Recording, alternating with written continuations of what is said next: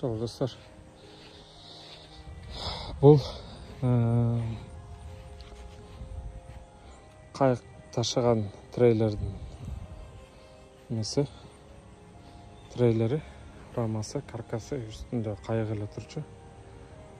Муну биз $300 алдык. $300 алдык. Бул тактайлардын бардыгы бекер тактай.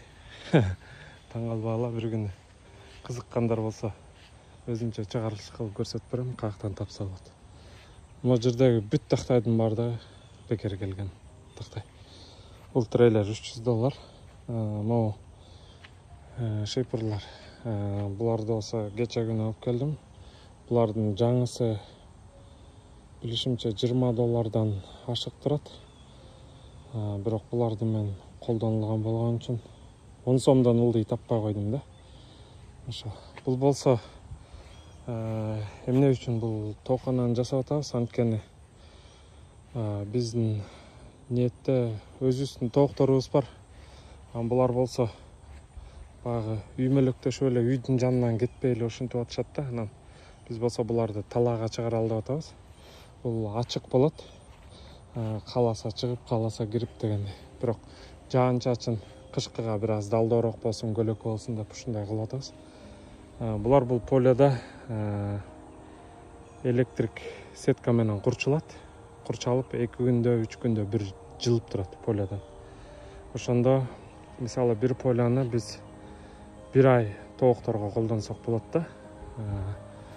Ошондо баардык жери желет, баардык жери удобрение болот. Анан эс алганга дагы жетишет. Ошол максатта ушуну жасап атабыз. Трейлердин боюнча дөңгөлөктөрү жакшы, жүрүшү жакшы. Бизге эң негизгиси жүрсө эле болду.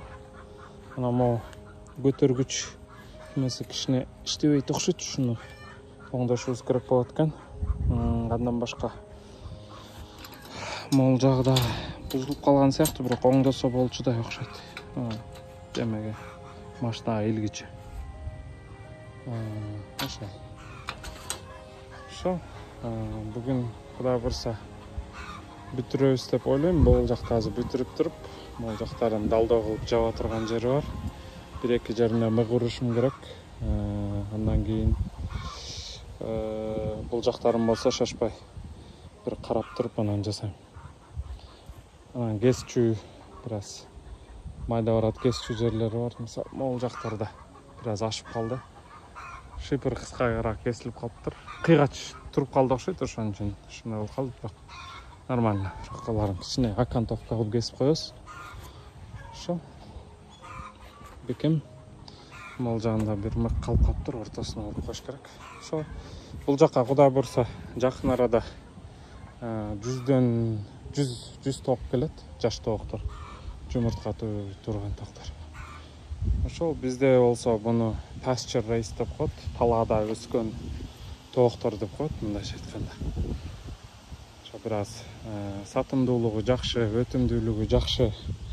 Анан кардарлардын да талаптарына, баягы каалоо тилектерине жооп бере турган нерсе. Ошондой. Эми бул анча-мынча жери кыйшык болуп калыптыр деп сындабагыла, бул эми убактылуу конструкция. Эң негизгиси жаандан, сууктан далдоо кылып турса эле болду. Бизде кыш абдан суук болбойт, биздин Кыргызстандагыдай. Бул жак биздин эң суук күндөр баягы кеч күздүн суук күндөрүндө болот. Ошон үчүн бизге бул өтө деле жылуу болушу максат эмес. Ошол баарыңарга көргөнүңөргө рахмат. Дагы эмне кызыктар болсо бергиле. Биз Америкадагы айылда жашайбыз. Рахмат. Ассаламу алейкум.